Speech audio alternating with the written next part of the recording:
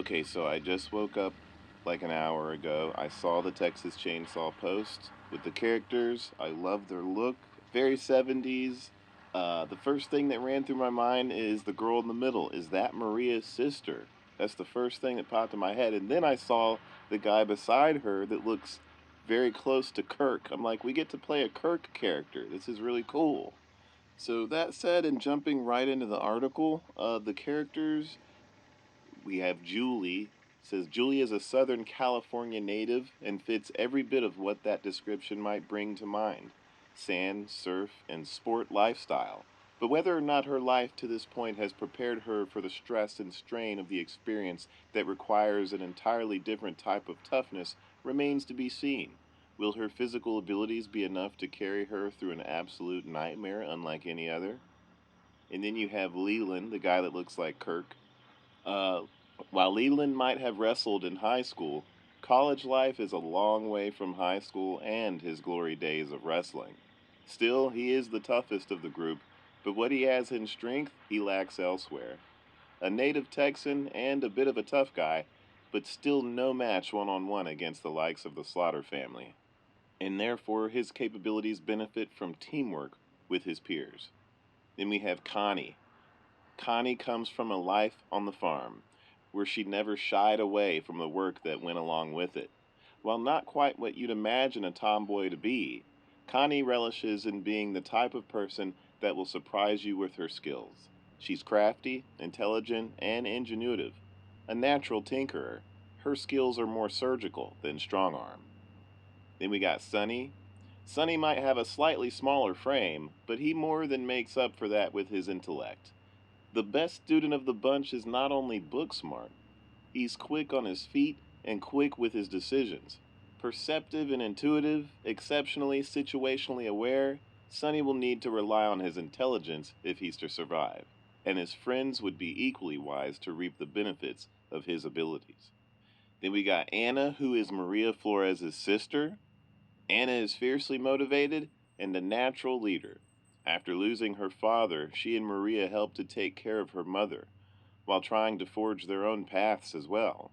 Now, with Maria missing, Anna is done sitting idly by while law enforcement stumble along. Determination and sheer willpower are her strongest suits, and she'll need every ounce of her resilience to endure. Alright, so having read this real quick, the first thing that just comes up immediately in my head is we basically have two toughies, Julie and Leland, and then we have the two intellectual types, which are Connie and Sonny, and then it seems like Anna's pretty much in the middle. She's the leader of the pack in a way that she's part of the catalyst of the whole thing. I'm sure she was the biggest influence to get the other four to come along on this whole journey. So I imagine that she's probably somewhere in the middle. She's tough but also intellectual. She's probably taking the middle ground.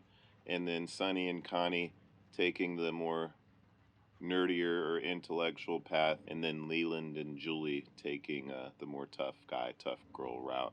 So this is a nice mix of peeps.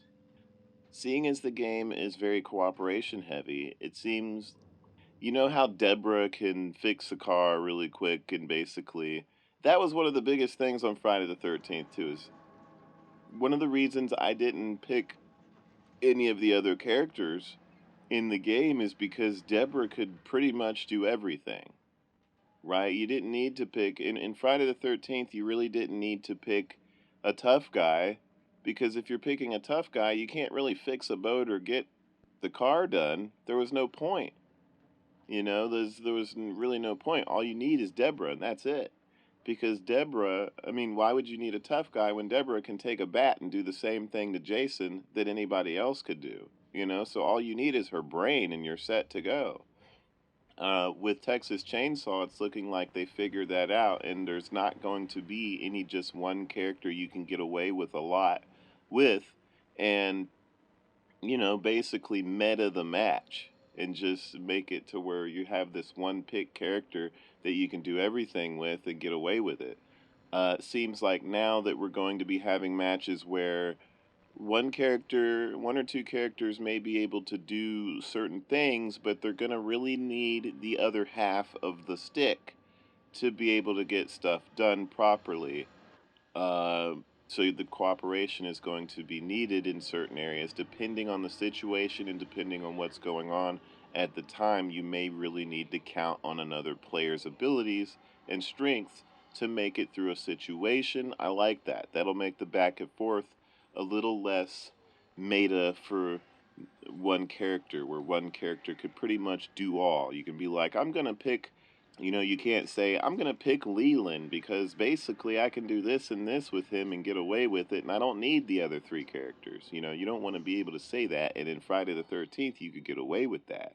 On top of that, you're not going to be able to have duplicate characters running around. Everybody has to pick a separate character. For example, you're not going to be able to have 5 Deborahs running around. In this game's case, 4 Lelands or 4 Connies running around. It's just not going to happen.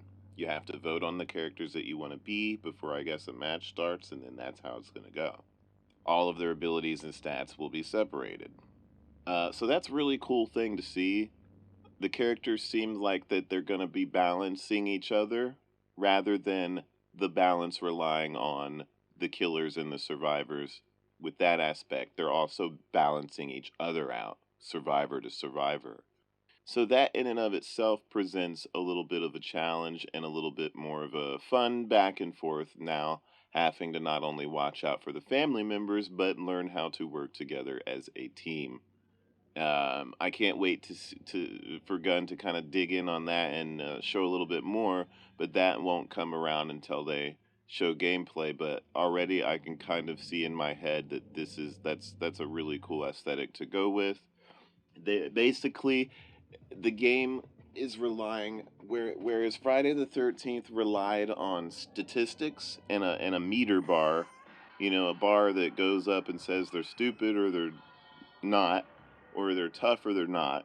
It's not about that. Now it directly correlates with in-game mechanics and the unspoken things that these kids can and cannot do, what they can and cannot get away with, and and probably again some statistical things that are, how fast do they get tired, how fast can they run before they get tired. Hopefully no Vanessa shenanigans going on this time around, but more grounded strengths and weaknesses. So I can't really speak any more on that. That's probably until we could see some stuff going on.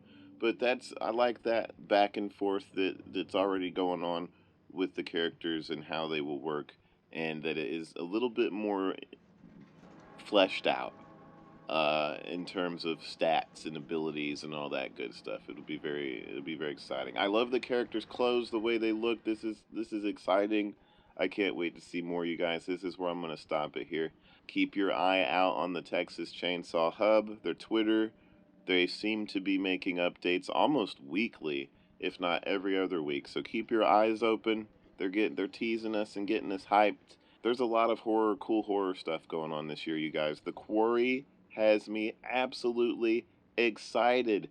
I just want to add right before I end here that I've been waiting for The Quarry for a long time, something like it. We've talked about before Friday the 13th came out, and while we were playing DBD when it originally dropped back in the day, that I would have loved to see a summer camp game that was kind of like something like Friday the 13th or, any horror movie, the classic, but summer camp that was done in a Telltale Games fashion. Now, it's not being made by Telltale Games, it's being made by Supermassive Games, but holy crap, it's happening. Like, this stuff is actually happening. I'm excited. You guys, I love it. Alright, you guys have a good one. I'll see you next time on the next video. Goodbye. Evil Dead's coming May 13th. Let's hope it's good. I'll see you guys later. Goodbye.